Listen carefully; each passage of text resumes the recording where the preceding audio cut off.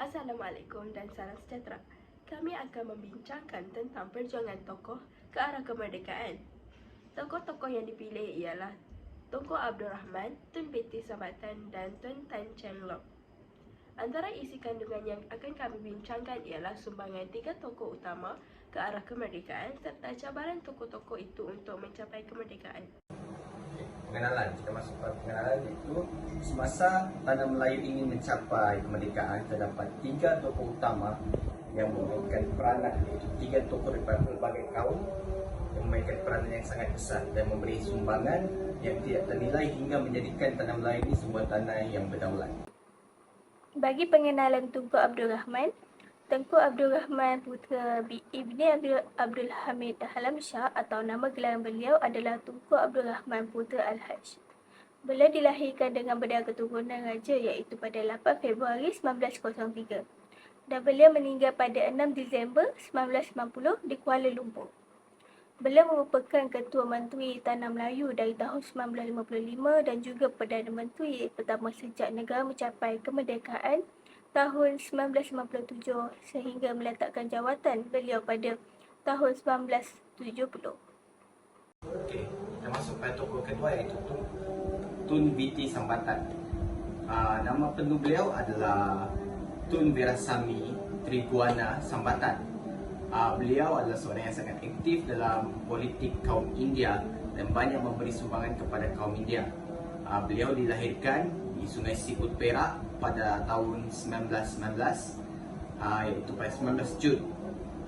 Beliau mula berjinak-jinak dalam bidang politik selepas menamatkan pelajarannya di Universiti Anwar Malay di India. Beliau juga telah memasuki MIC, iaitu Malaysian Indian Community, sebuah parti politik, dan telah menjadi presiden dalam parti tersebut. Tokoh yang terakhir ialah Tun Tan Cheng Lock. Tun Tan Cheng Lock dilahirkan di Melaka pada 5 April 1883.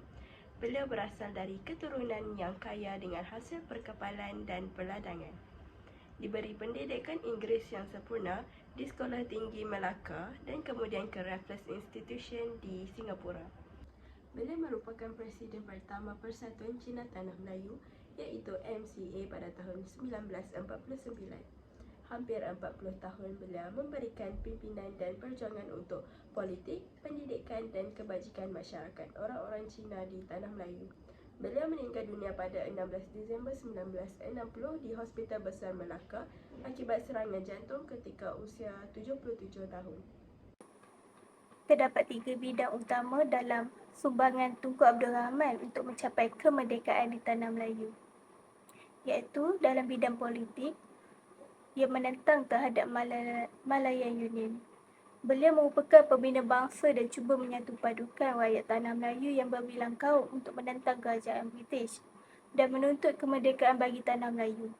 Ia sanggup menyuarakan bantahan terhadap Malayan Union dan menghadiri percubaan-percubaan menentang Malayan Union di Ulster. Bidang yang kedua iaitu bidang sosial. Beliau membentuk perpaduan bagi membentuk sebuah jawatan kuasa pelajaran bagi membentuk sistem pendidikan kebangsaan ke arah menyatukan padu kaum. Sistem pendidikan pada masa itu lebih tertumpu kepada pembentukan identiti kaum masing-masing. Sistem pendidikan berasaskan perkauman ini wujud oleh kerana penjajahan British yang mengamalkan polisi pecah dan perintah. Bidang yang ketiga iaitu bidang ekonomi. Ia mengetuai kabinet, iaitu Tunku Abdul Rahman mengetuai kabinet yang telah membentuk strategi jangka masa panjang dan melaksanakan rancangan pembangunan negara bagi setiap tempoh 5 tahun.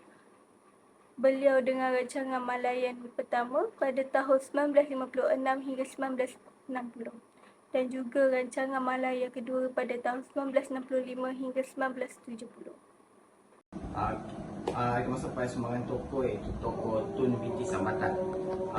Beliau telah memberi sumbangan dalam menubuhkan Koperasi Kebangsaan Pemodalan Tanah Berhad, iaitu NLFCS, iaitu memberi matlamat utama kepada pembelian ladang yang berhadapan dengan perpecahan secara beransuran melalui penjualan dengan harga RM100 Malaysia pada ketika itu.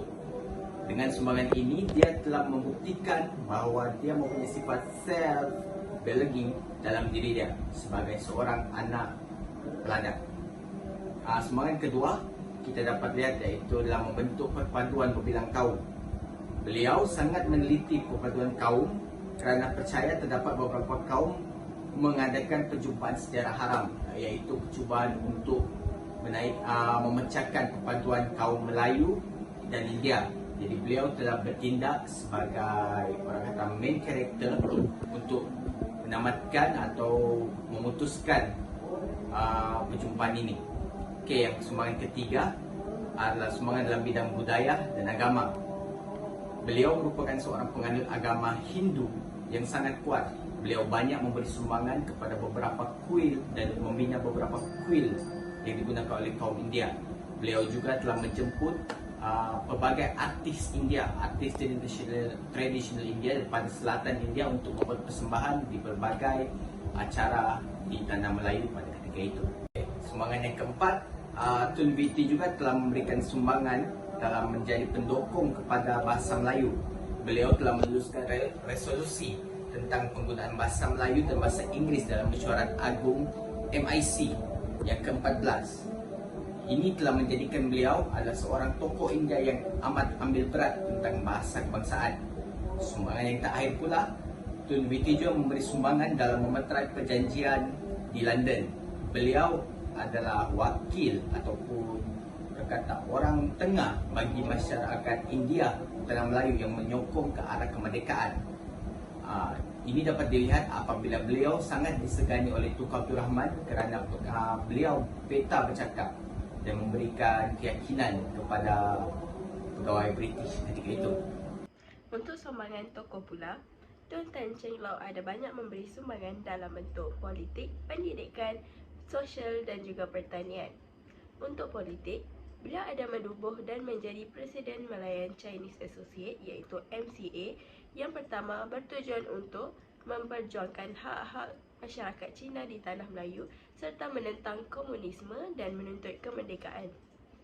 Untuk pendidikan, beliau ada memperjuangkan pendidikan bagi kaum Cina dan menubuhkan beberapa sekolah serta mencadangkan pembelajaran bahasa Mandarin di kurikulum sekolah. Bagi sumbangan sosial, beliau ada memupuk perpaduan kaum di tanah Melayu yang terdiri daripada pelbagai bangsa iaitu Melayu, Cina serta India. Untuk pertanian pula, beliau ada memajukan penanaman getah dan padi agar bekalan beras negara mencukupi serta permintaan getah di Eropah tinggi. Selain itu, beliau ada menyediakan sokongan kepada petani dalam pengenalan dan penggunaan teknologi moden untuk meningkatkan hasil tanaman.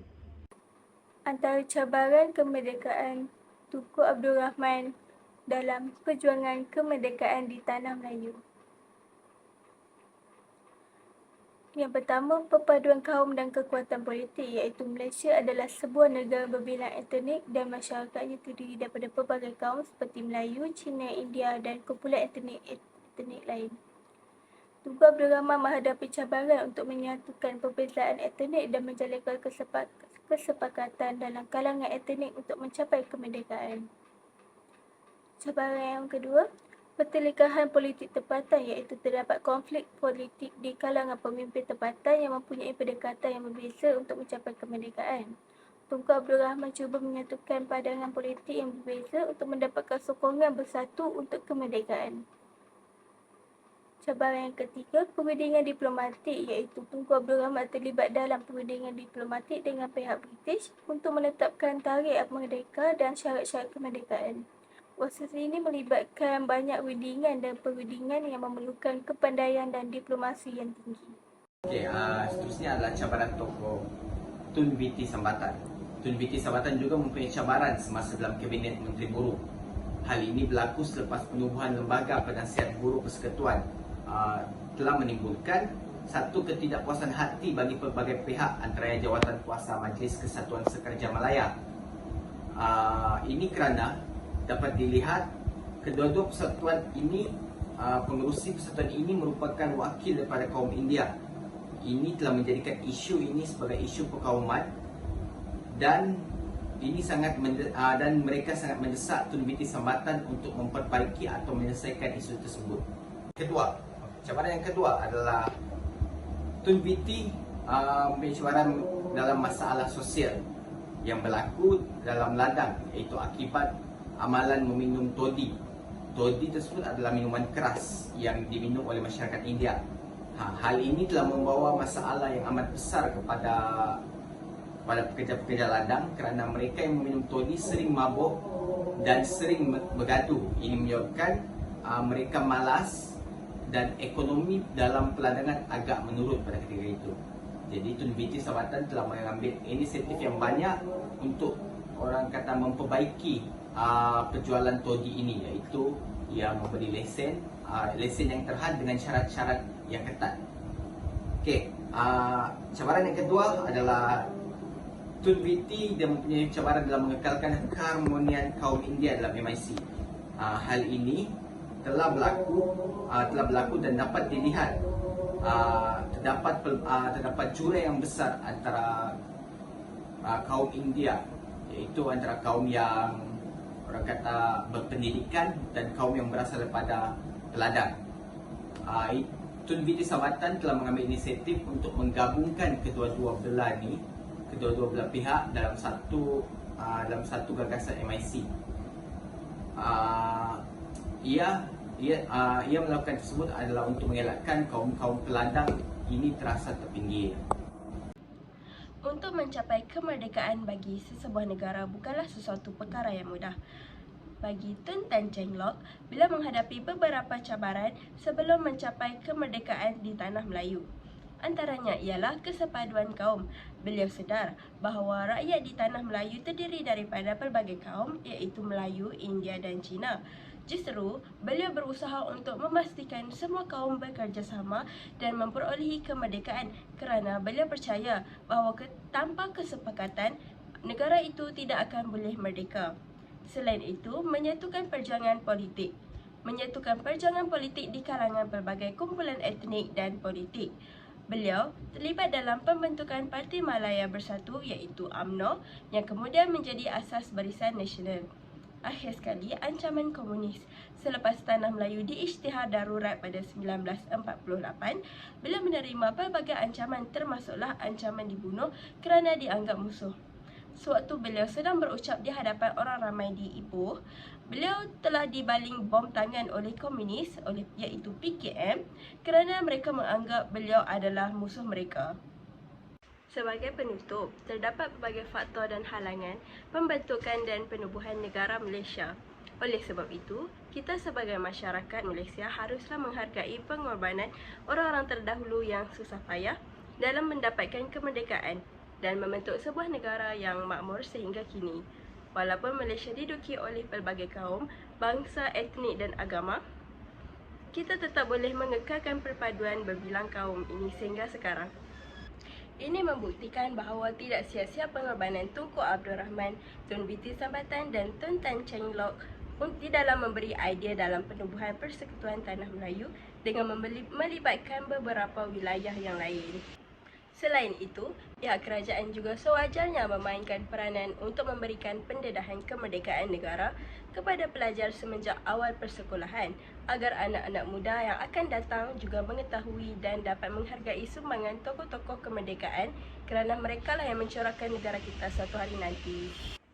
Akhir sekali, kita mestilah menjaga keamanan yang telah dicapai dengan sebaik mungkin agar perpaduan ini terus terikat sehingga ke generasi yang akan datang. Itu sahaja dari kami. Sekian, terima kasih.